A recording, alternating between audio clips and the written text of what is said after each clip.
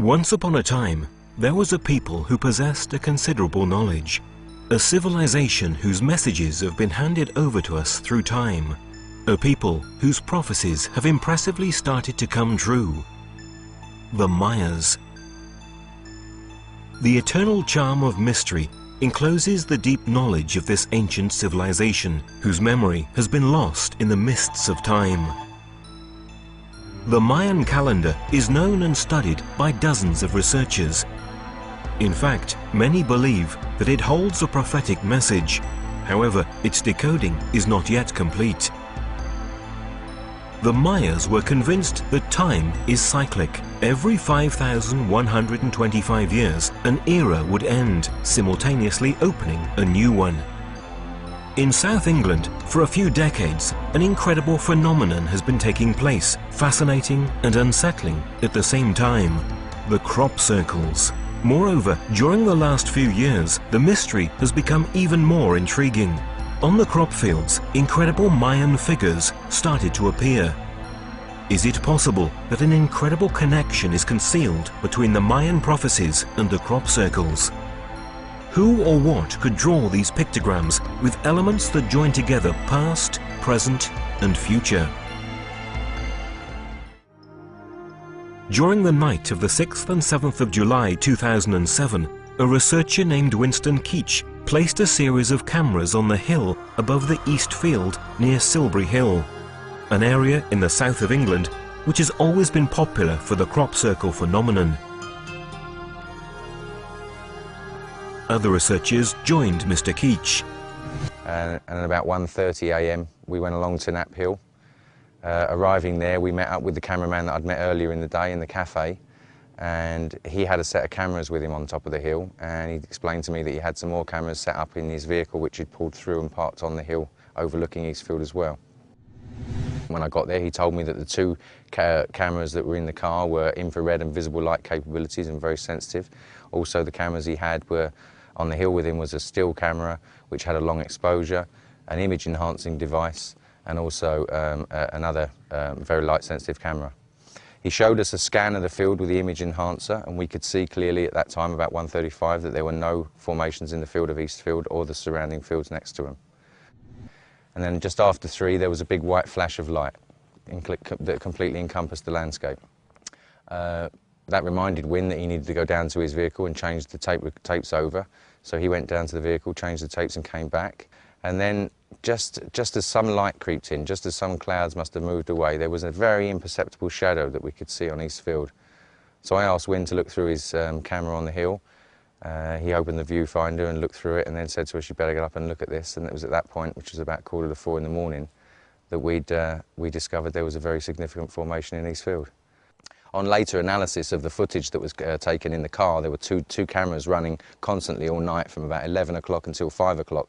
So it completely covers the field. If any light would have been in that field, it would have been detected. And we've got cars and vehicles driving past at various times that are all logged, and the times of them are logged. So we know that the tapes are running for that period of time. There's about 16 hours of footage in total.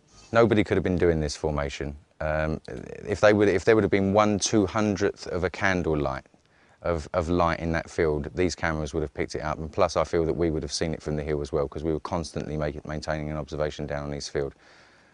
Quite apart from the logistical aspect of making the formation like this, the complexity, the size of the formation, the fact that the circles are ovals so that they look circular from the air.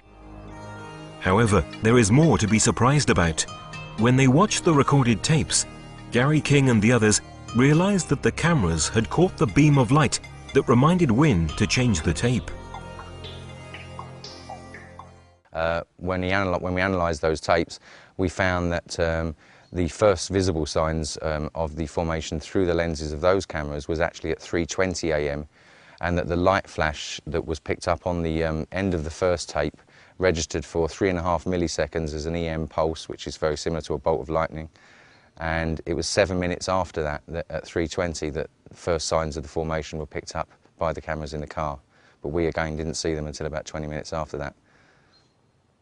As far as I know, this is the only time that anything like this, where continuous footage, continuous tapes have been running all night and captured the field and eliminated any evidence of anybody being in there with any laser alignment measurement devices or lights of any kind. As far as I know, this is the best footage and most comprehensive footage available of when a crop circle takes. A crop circle appeared in the space of one night. An incredible event caught by Winston Keach's cameras and witnessed by Gary King and Paula. Finally, this is the definite proof that crop circles have an alien origin. What happened in Eastfield on July the 7th, 2007 is bound to be remembered as one of the most significant events since the beginning of the phenomenon in the 70s. Too often, the most spectacular formations have appeared over one single night, maybe even in bad weather, such as the famous one of Milk Hill in 2001. The greatest pictogram ever appeared until then, consisting of 409 circles occupying an area of 90,000 square meters. Such events give even more credit to the theory of the non-human origin of the crop circles.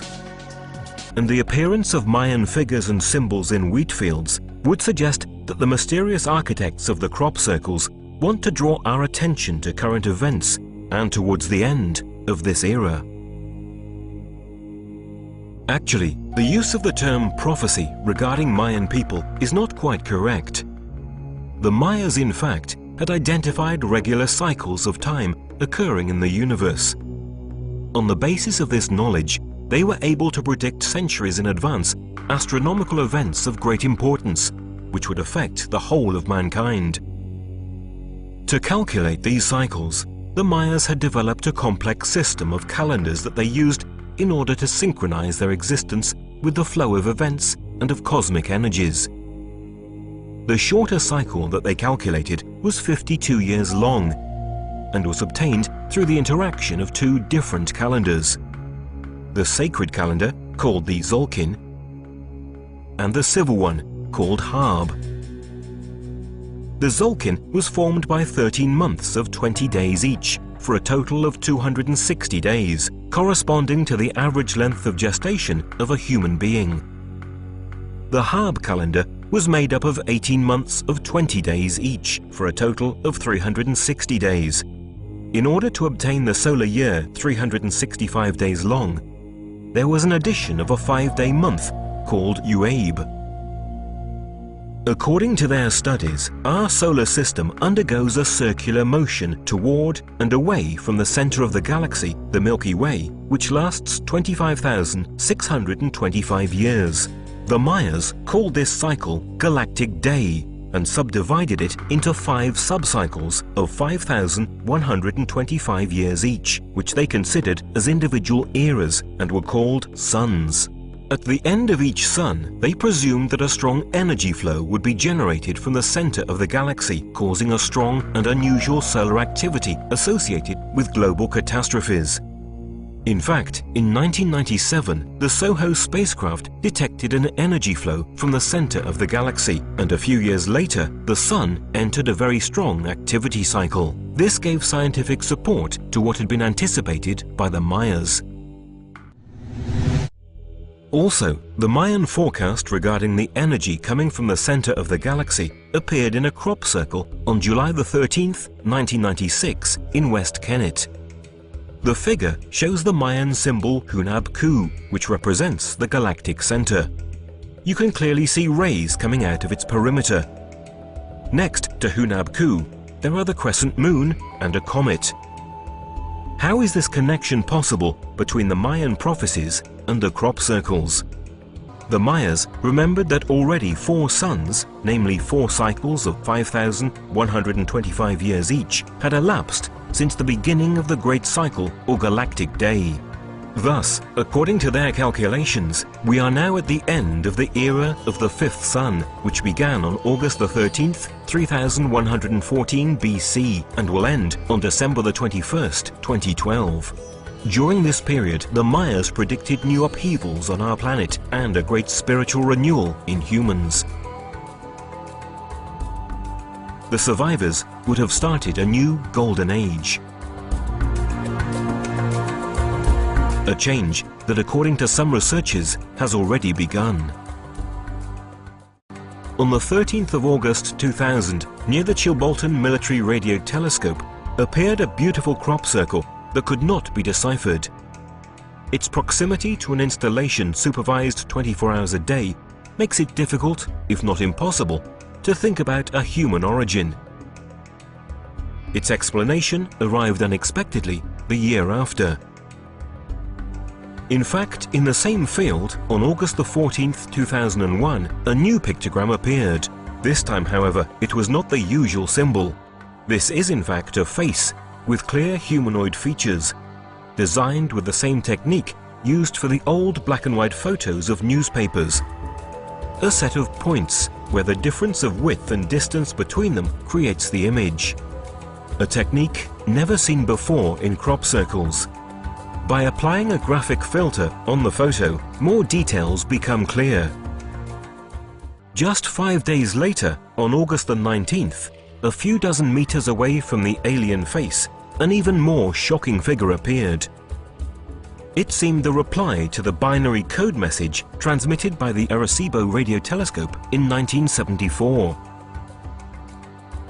It was right in that year, in fact, that Frank Drake, scientist and director of Arecibo at the time, together with the famous astronomer Carl Sagan, tried to communicate with a group of stars identified as M13. It sent out a message of introduction of mankind to a hypothetical alien civilization, indicating data on our numerical system, on the basic atoms of terrestrial life, on the structure of human DNA, and of our solar system with the Earth's relative position. They also included data relative to the Arecibo radio telescope. According to calculations, the message should have taken 25,000 years to reach its destination, and the same again to receive a reply. A really long time, let alone the fact that no one could tell whether that group of stars really hosted a supposed alien civilization. These circumstances make even more startling the appearance of the Chilbolton pictogram. Is it possible that someone received our message and replied to it much earlier than expected? We have the same numerical system with 0 and 1. Therefore, the answers are universal. The basic atoms of life are the same, but in their body there is also silicon.